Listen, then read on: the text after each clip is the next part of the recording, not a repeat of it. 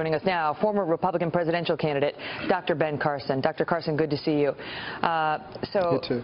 As you see the race relations once again appear to reach a fever pitch in this country, whenever we see an incident like this, which actually is statistically very rare, but gets a lot of attention from the media, what are your thoughts? Well, obviously it's very concerning because if this continues to go in the wrong way, it could lead to some very chaotic situations in our country, and I'm very concerned about that. And you'll notice a pattern here. Usually you have some protests the first night after something like this. By the time the second night rolls around, it becomes violent because by that time the sharks have smelt the blood in the water. And the outside agitators have had an opportunity to get there. Mm-hmm. And the third night, it can be even worse unless you have brought in the adequate backup. This is a big problem, but, there are things that can be learned. For instance, in the case in North Carolina, why not release the tape? Maybe it's not definitive, but why have everybody speculating and attributing the worst possible motives to everyone? Dr. Carson, just want to stand you by, because what we're seeing here is the protesters confronting some National Guardsmen here on the steps of what facility, I cannot tell you. But we saw this last night with respect to law enforcement, where they got in the face of the cops. Steve Harrigan is there. Ben Carson, stand by, stay with me. Steve Harrigan, what are we seeing? We're seeing a crowd of about 400 converge on the courthouse here, trying to make their way up the stairs. A line of police quickly forming at the doors to try and block them. We have not seen any violence yet, but we have seen flashpoints like this where things could get out of hand. The crowd has been chanting, "No justice, no peace." But so far, the large show of force by police has kept things quiet. We've seen bike police, National Guard, armed and armored Humvees, and we've seen really a lot of protesters get right in the face of police, but also groups trying to get between the protesters and the police. A lot of clergymen, a lot of community activists trying to prevent anything from happening, and it looks like this flashpoint has been diffused for now, Megan. Steve, thank you.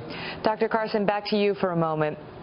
You see, it's pretty remarkable because this, at its core, is about race and race relations in the country. And you see the African-American guardsmen standing there on the courthouse steps as African-American protesters express their outrage over another death of an African-American person on the streets. And as somebody who grew up in a rough and tumble neighborhood and had a difficult upbringing and got himself out to become one of the most famous neurosurgeons, pediatric neurosurgeons in the world, what message do you have for those who say, I'm afraid for my life because I have black skin? Okay. Well, the level of frustration is obviously extremely high. It was high when I was a kid also, and people ascribed all kinds of bad attributes to those who they felt were the oppressors. And in many cases, those attributes were appropriately ascribed. But, I was taught, my mother taught me, my religion taught me, that the person who has the most to do with what happens to you is you. It's not somebody else, and you don't have to concentrate on them and allow them to control your life. You can do it much better if you control your own life. So that's the message that I would give to people, and that doesn't mean that I don't understand the frustration. But the problem is, if you are always acting out of frustration, do you really think that that's going to solve the problem? I mean, what are the choices that the police have? They can either come down with an even heavier hand, that's not going to be good, or they can have such a light hand that, criminals run wild. That's not going to be good either. So let's think about this rationally. What do we want to do? Start getting together and talking and getting to know each other and coming up with rational solutions, not destroying property and destroying other people's lives. That's not going to help.